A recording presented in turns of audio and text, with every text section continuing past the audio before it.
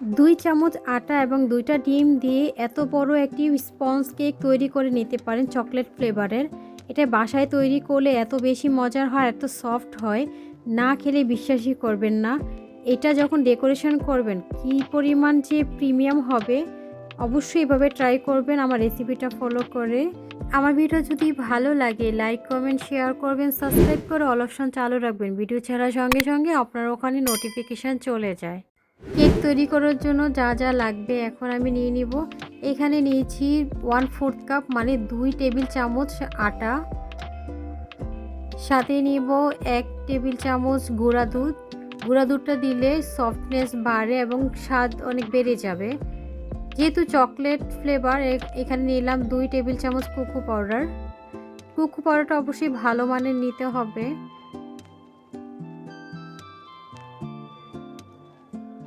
এখন নিব 1 চা চামচ বেকিং পাউডার, হাফ চা চামচ নিব বেকিং সোডা। বেকিং সোডাটা অবশ্যই দিবেন। সবগুলো শুকনো উপকরণ ভালোভাবে মিশিয়ে নিব। আমার শুকনো উপকরণের মধ্যে এইগুলোই লাগবে, এর বেশি কিছুই লাগবে না। চকলেট কেকের জন্য এটাই এনাফ।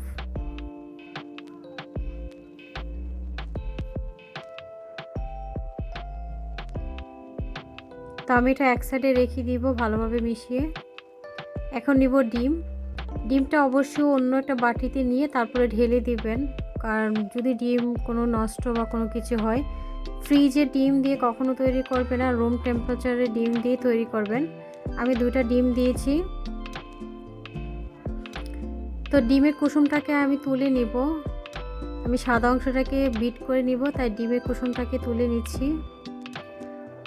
তো আমার কুসুমটা তোলা হয়ে গিয়েছে।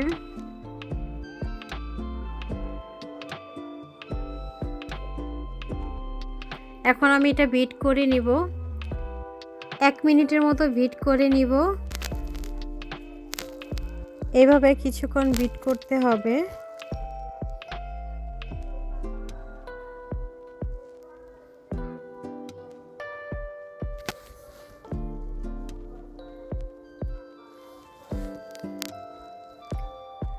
আমার বিট করা হয়েছে। এখন অল্প অল্প চিনি দিয়ে দিব। চিনিটা একবারে দিব না, অল্প অল্প করে দিতে হবে। আমার 1/3 কাপ চিনি নিয়েছি 2টা ডিমের জন্য।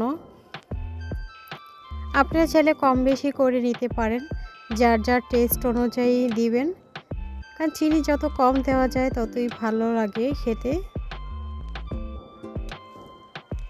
তো এভাবে বিট করতে করতে একটু ফোমি টাইপ করে নিব।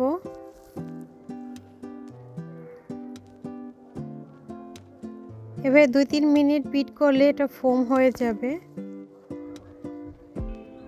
তো এইভাবে কিছুক্ষণ বিট করে নিব।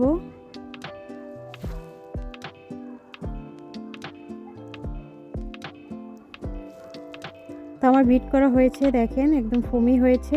এই পর্যায়ে দিয়ে দিব ডিমের কুসুম।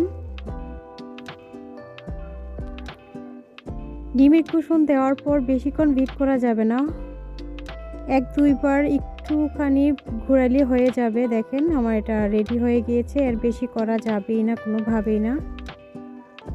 এখন দিব 1 টেবিল চামচ রান্নার সয়াবিন তেল।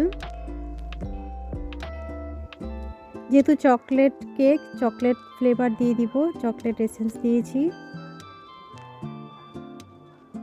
হাফ চা চামচ চকলেট এসেন্স দিয়েছি, দিয়ে অল্প একটু বিট করে নিব সবগুলোকে মিশানোর জন্য।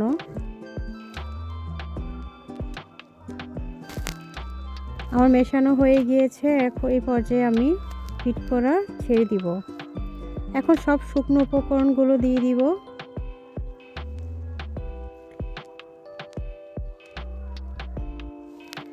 দিয়ে বিটার কাটার দিয়ে এইভাবে আলতোভাবে ঘুরিয়ে ঘুরিয়ে মিশিয়ে নিব। যেহেতু এটা স্পঞ্জ কেক, সাবধানতার সাথে এইভাবে আস্তে আস্তে ঘুরিয়ে ঘুরিয়ে মিশাতে হবে।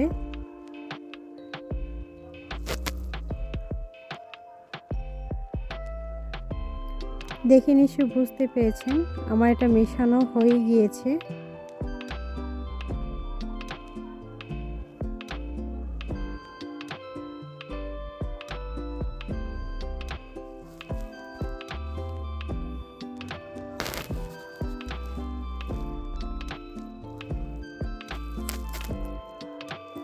আমি 7 ইঞ্চির একটা মোল্ড নিয়েছি।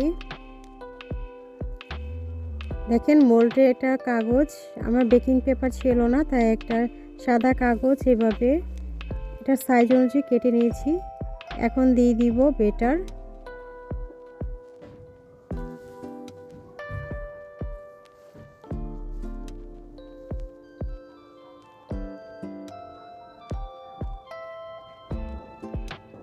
সম্পূর্ণ বেটার ঢালা হয়ে গিয়েছে। দেখেন উপর থেকে এভাবে ডেপ ডেপ করে দিব, ভিতরে বাবলসগুলো বের হয়ে যাবে। এখন আমি এটা চুলাতে হিট করে নিব। আমি চুলাতে আগে থেকে হাঁড়ি ফ্রি হিট করে নিয়েছি, একটি স্ট্যান্ডের মধ্যে বসিয়ে দিব। বসিয়ে দেন ঢাকনা দিয়ে ঢেকে দিব। তো 20 থেকে 25 মিনিটের জন্য অপেক্ষা করব। মিডিয়াম আছে রেখেছি চুলা।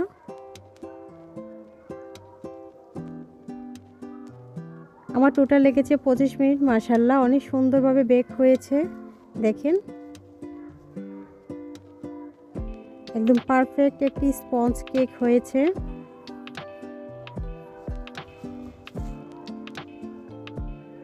আমি চুলা থেকে নামিয়ে নিলাম। দেখেন কতটা সুন্দর স্পঞ্জ হয়েছে আর এতটা সফট হয়েছে যে বলে বোঝানো যাবে না। এটাতে আমরা অবশ্যই ডেকোরেশন করে নিব। 2টা ডিম দিয়ে কত বড় কেক হয়েছে দেখেন। আমি এটা ডিমোল্ড করার জন্য চারো সাইড কেটে নিচ্ছি।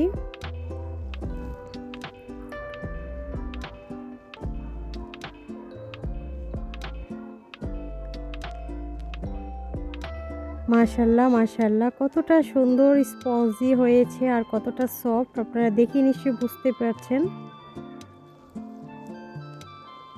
যেহেতু আমার ভিডিওটা বড় হয়ে যাচ্ছে, নেক্সট ভিডিওতে আপনাদেরকে আমি দেখাবো ডেকোরেশন করে। অবশ্যই দেখেন কতটা সুন্দর হয়েছে।